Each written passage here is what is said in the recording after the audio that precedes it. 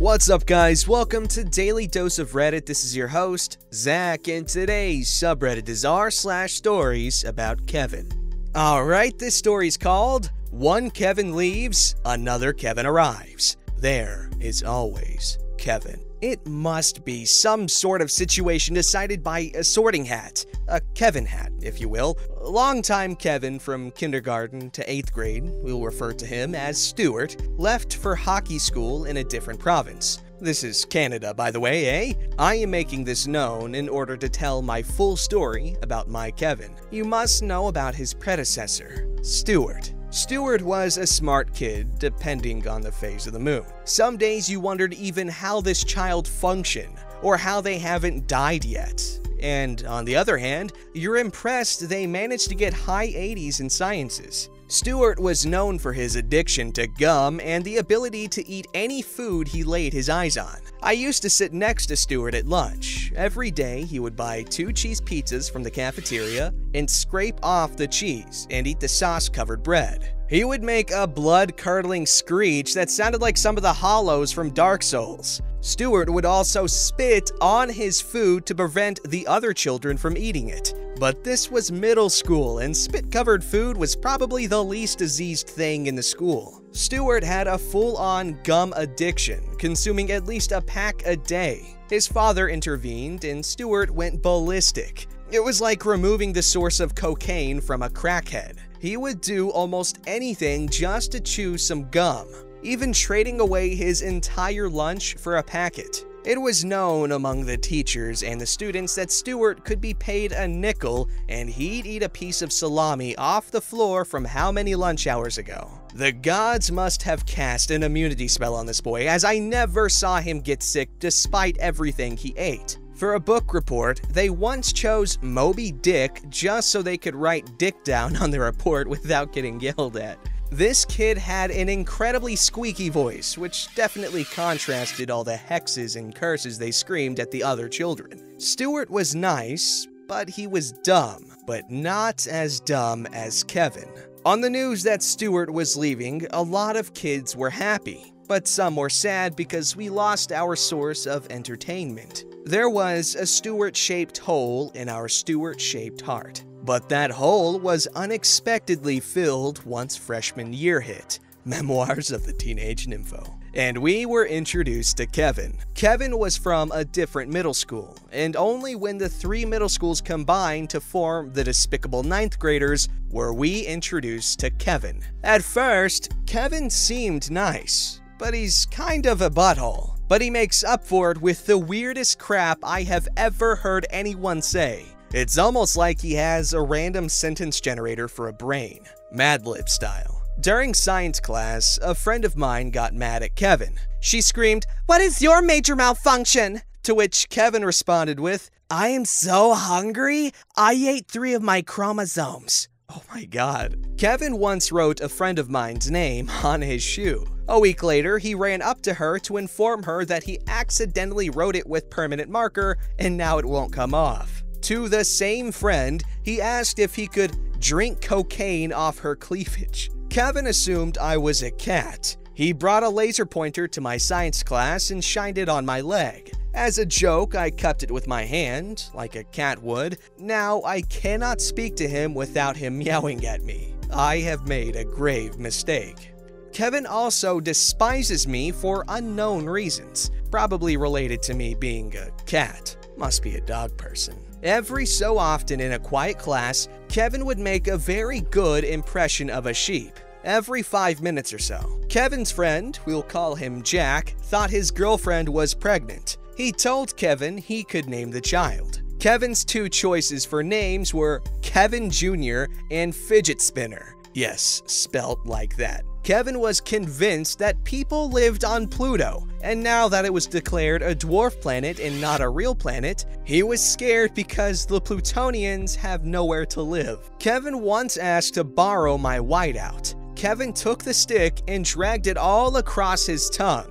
He gave the bottle back to me. I let him keep it. On the topic of whiteout, Kevin apparently eats it often. It says poisonous on the bottle. Kevin knows this. Kevin once found a snake and threw it onto a road, causing it to get ran over. Kevin got a 58 in my science class, but the teacher bumped his mark to a 60 without asking because she didn't want to teach him again. Kevin constantly sung "Jesus Loves Me" during math class, including the atheist version, "Nobody Loves Me." Kevin had a girlfriend. Kevin started to date her because he called her his wife. This is grade 9. Kevin once sung "Country Roads Take Me Home" during English class for 20 minutes. He swapped to "What Makes You Beautiful" afterwards. Kevin got a 2% on a multiple choice test. Statistically, he'd get 25%. How the hell Kevin achieved this null of a score is beyond me. Kevin had a friend named Zach, who was like him, but nicer and smarter. Still not the brightest, but at least he tried. Zach and him once got separated in math class, and Kevin brooded about it all day by drawing broken hearts and sad stick figures on his whiteboard. Kevin thought if you drank pineapple juice, your semen would taste like pineapple. I really hope he did not test this theory. Aubrey Plaza tested that in that one movie. Kevin thought chocolate milk came from brown cows. Kevin thought strawberry milk came from pink cows. Kevin freaked out when we watched a video in sex education where the video showed a gay couple kissing. Kevin exploded a spray can of Axe in class, causing it to be evacuated for 3 periods. And that's all I have about Kevin, the craziest kid I have ever met. Stuart made a step so Kevin could take a leap. Okay, you probably can't tell, but I read the stories in reverse order. So I read the next story first, and in that story, there is baaing involved, like the sheep noise. What is with Kevin's and baaing? Why? Why? And also, ironically, eating a bunch of nasty stuff throughout your life will make you a lot stronger in the long run. In fact, if you use and buy a lot of hand sanitizer, you are contributing to our own extinction because superbacteria is no joke. So this Kevin guy is operating on a level well beyond our own. Alright, so this one's called Kevin 2, when your gayness ends up destroying a class. This is like the spiritual successor to my first primary Kevin post, found here. Kevin in that story is still a Kevin as far as I know, but I haven't seen him in a while. He did ask me where his juice box went about a day before quarantine hit, but that was my only interaction with him, besides his classic sheep baas and sex moans in the hallway. This Kevin is a particular Kevin. A Kevin so special it's almost a pity I forgot to mention him here beforehand. This is the tale of Kevin and how he shut down my entire music class. Music was right after English, early in the morning. It was meant to be taken, but it was a bird course. All you had to do was play your instrument and not screw it up, and you had an easy 90. Now, the music class had a setup a little different from the others. 1, it had people of every grade, from 10 to 12, and 2, most of the practicing wasn't done in group with the rest of the class, only with your friends if you want to. Which was great, since I was playing the trombone, because that's the only instrument I can play, but I am very self-conscious about my trombone playing ability since I was never taught how to read sheet music by the teacher, so I just guessed what note to play. There are a handful of key people, and I will give them fake names. One of them is a friend who plays the saxophone, and a guy we will call Zach. That's a basic name for an acquaintance to a Kevin. I honestly don't know what Kevin is. I think he would be non-binary, but he has never explicitly said it. He is bisexual, as he has told me before. He has been referred to as a he, him, or she, her, and they, them, but Kevin responds to them all and doesn't seem to correct anyone. I will call Kevin he, him, like I did in class. Many classmates assume Kevin is just Kevin. I support Kevin for who he is,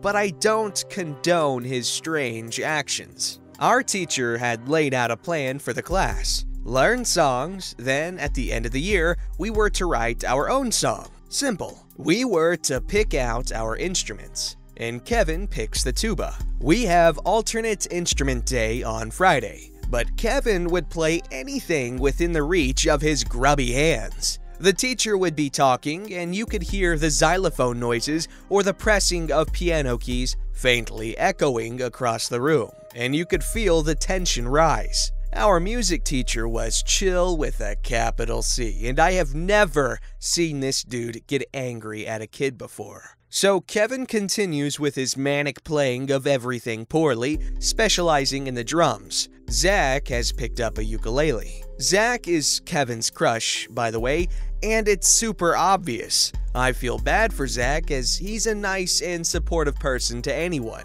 even if his fellow popular kids bully him for being gay, which I don't know if he is, and it isn't my business. I normally step in and tell them to leave him alone. Kevin comes up and asks to play the uke. Zach hands it to him, and then we watch Kevin mess with the strings for a couple of seconds and goes to hand it back to Zach. "Take it!" Kevin holds out the instrument like he's holding a bowl of Halloween candy for people to take chocolate from. Zach hesitates and gives a faint smile while scratching at his neck. "No thanks, you can play with it." "Take it! I insist!" He shoves it closer to the other guy's face, who gives a nervous chuckle. "Oh, don't worry, I'm gonna play something else. You can keep it for a while, Kevin." Zach backs his chair up a little and goes to stand up, heading for the wall of guitars. Kevin follows him like a lost puppy, which causes Zach to walk away from the guitars and down to the iPads, near the door of the room. Kevin is still holding the guitar, arms extended,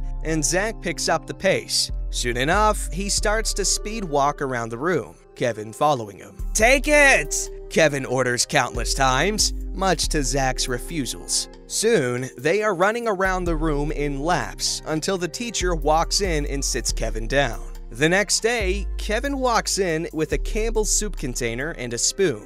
Zach is on his phone minding his business as we wait for the tardy bell to ring. And without even looking at Zach, Kevin announces to the whole class, "Hey Zach, do you want to try some of my Kool-Aid soup?" Zach says no, politely, obviously, and Kevin just takes a spoon and starts eating red Kool-Aid from his can for snack. He offered some to me as well to complement the baguette I was eating, but I told him I'll pass. These actions of Kevin were strange to be sure, but Kevin's behavior would weirdify as the days go on. Kevin isn't the brightest to begin with, but here's the list. Kevin tried to teach me how to play Magic the Gathering incorrectly, as I've played Magic the Gathering for a couple of years. He then offers to buy magic cards from the teacher and me, to which I tell him my cards already had buyers, which was true. Kevin continues his quest to play every instrument, but on some days he would just bring in his laptop and watch Men in Black instead. Kevin seems to be attracted to every main male character for any movie he watches, so keep this in mind.